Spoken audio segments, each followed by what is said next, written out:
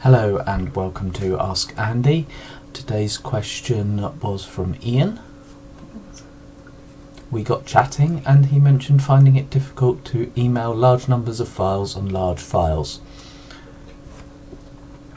Let's take a look at some of the methods you can use to do that. Right, so what I've got here is I've got a virtual machine with Windows 7, because Windows 7 was the first one to put into place some ability to be able to compress large folders of lots and lots of files into a single file called a zip file. So what we're going to do is going to right click on the folder, send to compressed zipped folder. What this does is this creates a another image, which is another single file which contains all the contents of the folder of files next to it. So if we wanted to send an email, we could then send this file, which would be smaller than sending the whole folder, and we wouldn't have to individually upload every single image individually. That was something that they brought in with Windows 10. With Windows 7. It's still something you can do with Windows 10 as well. I've, however, showed you on Windows 7 because I have a different program installed called pzip, which is essentially extra features on dealing with these zip files. Pzip can be found on this website, www.pzip.org. And is a free download. If you're dealing with other types of combined files, like other than zip files, like tar files or RAR files, this is a nice free program to be able to expand those back out into the full folders.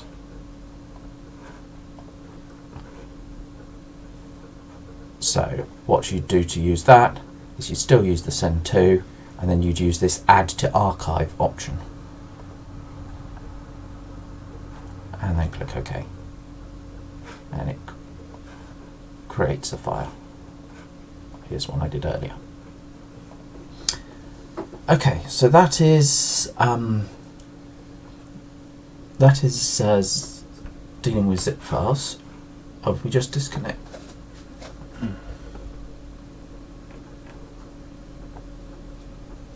It just disconnected briefly.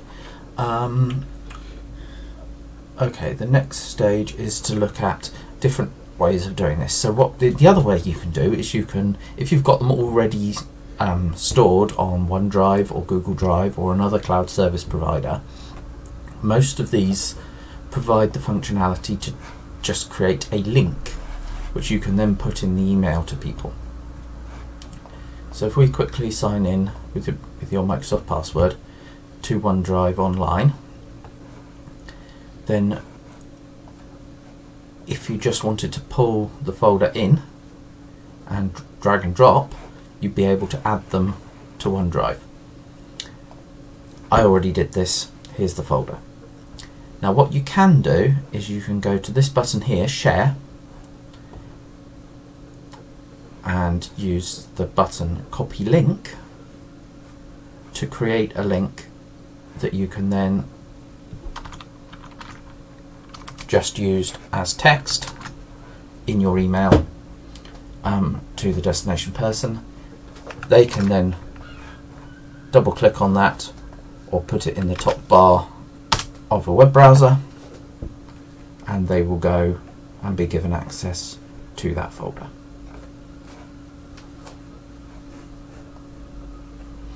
Google Drive is similar.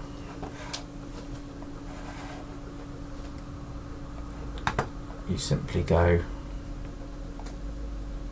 Get Shareable Link on the right click menu, which it then puts into the clipboard and can then be pasted. And that link can also then be emailed, and anyone who you need to access those files can access it from the top bar. They will, however, with both of these, need to be registered with either Microsoft in the OneDrive case or with Google in the Google case. So they'll need either a Google account or a OneDrive account to be able to log in to view these. It doesn't matter, you don't need their login information, they just need to be registered with that company.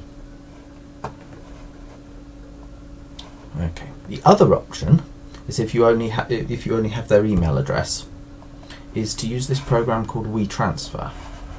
This is used mainly for one-off transfers up to about 2 GB in file size. The limit on what attachment you can send on an email is usually around the 30 megabytes. That is what has become the standard.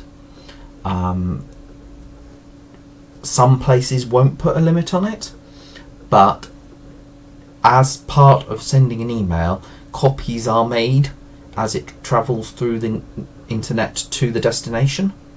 So it slows it down if each time it has to transfer those files. Whereas this just has two. This has one, you upload it to WeTransfer, and then the person at the other end pulls it down from WeTransfer. So you just click on this add your files here, or you select a folder. So we want the desktop ArtScanD folder.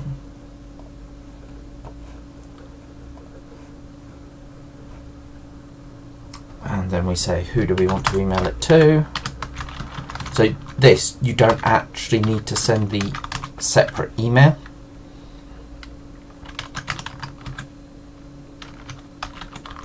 You'd use this as the email client.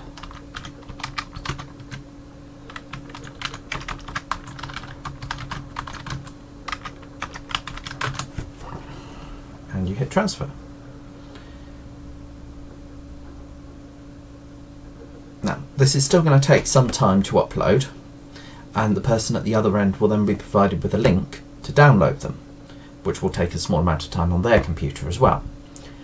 It's when the file sizes get much bigger than the 2 GB limit for WeTransfer that you need to look at the time it would take to do this upload and download.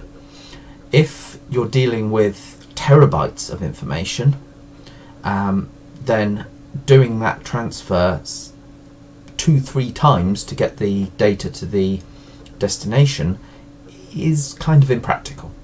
So sometimes what we call sneakernet, i.e. literally walking there or driving there and going there with the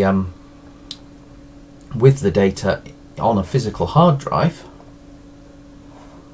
such as this one. So you plug this in with the USB, you copy the files onto it, and then unplug it, physically move it to the destination computer. Or you can even get companies that will do protected shipments for sending hard drives. And look, here's the WeTransfer message. So this is what your destination person would have. Solid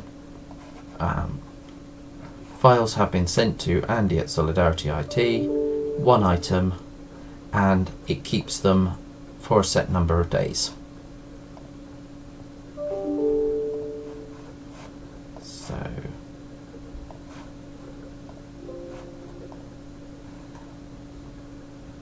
Sorry about that, I just need to pull up the email for you. WeTransfer, here we are. And then they just have a nice handy button, get your files, and then they get a download button on WeTransfer to pull them down and save them wherever they want to save them. I hope that's been useful, and I'd like to thank you very much for doing this live stream. If you could like and share our Facebook page, and let us know if there are any other questions you'd like answered. What we're probably looking at doing is Val doing one every week, and I'll do one once a month.